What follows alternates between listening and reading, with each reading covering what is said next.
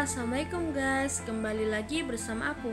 Jadi pada kesempatan kali ini aku akan meringkas jurnal yang berjudul Pengaruh Kekar terhadap Kestabilan Lereng Dinding Bagian Barat Daya dan Timur Laut pada Desain Fase 6 Tambang Terbuka Batu Hijau PT Newmont Nusa Tenggara oleh Yunita Sustriani.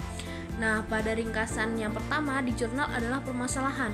Pada bagian permasalahan, jurnal ini Yunita Sustriani menyoroti bahwa kestabilan lereng di tambang terbuka batu hijau sangat dipengaruhi oleh keberadaan dan karakteristik struktur kekar pada batuan.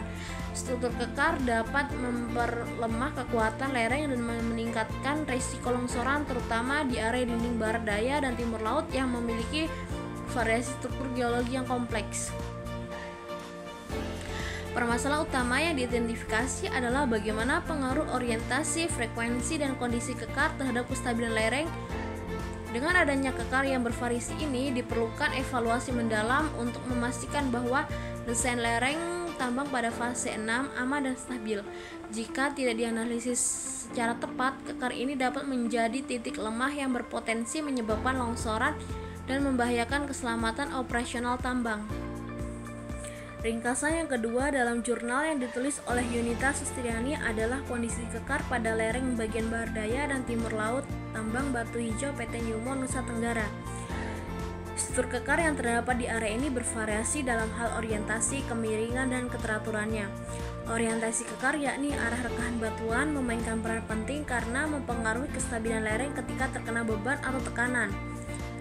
Pada area barat daya dan timur laut ditemukan bahwa kekar memiliki pola yang cukup signifikan dengan beberapa zona rekahan yang memiliki kemiringan mengarah ke lereng. Kondisi ini meningkatkan resiko ketidakstabilan karena potensi terjadinya pergerakan massa batuan di sepanjang permukaan. Variasi dalam keteraturan dan intensitas kekar juga mempengaruhi stabilitas, di mana area dengan frekuensi kekar yang tinggi cenderung lebih rentan terhadap pergerakan. Hasil studi ini menekankan pentingnya analisis struktur kekar yang lebih mendalam dalam desain tambang, khususnya dalam mendukung desain fase 6 agar aman dan stabil. Dengan memahami kondisi kekar secara detail, dapat diambil langkah mitigasi yang tepat untuk mengurangi risiko keruntuhan lereng di area tersebut. Pada ringkasan jurnal yang ketiga adalah analisis struktur kekar pada lereng tambang batu hijau melibatkan data strike dan dip kekar di dinding bagian barat daya dan timur laut. Yang pertama, jurus atau strike. Jurus kekar menunjukkan arah horizontal rekahan batuan terhadap utara. Jurus kekar di lokasi ini memiliki variasi yang signifikan di mana banyak dari kekar tersebut cenderung sejajar atau berpotongan dengan arah lereng tambang. Jurus ini sangat mempengaruhi kestabilan lereng karena orientasi rekahan relatif terhadap lereng dapat meningkatkan risiko terjadinya longsoran apabila arah jurus atau membentuk sudut lemah terhadap lereng. Yang kedua, kemiringan atau dip.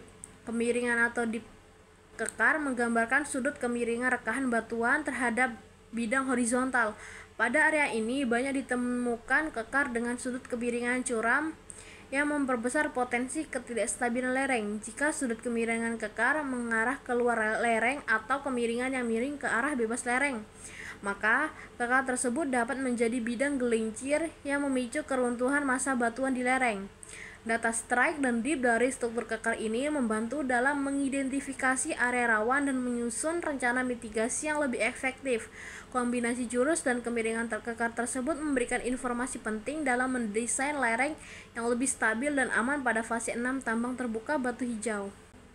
Itulah tadi pembahasan tentang ringkasan jurnal pengaruh struktur kekar terhadap kestabilan lereng dinding bagian barat daya dan timur laut pada desain fase 6 tambang terbuka batu hijau PT Newmont Nusa Tenggara oleh Yunita Sustriani.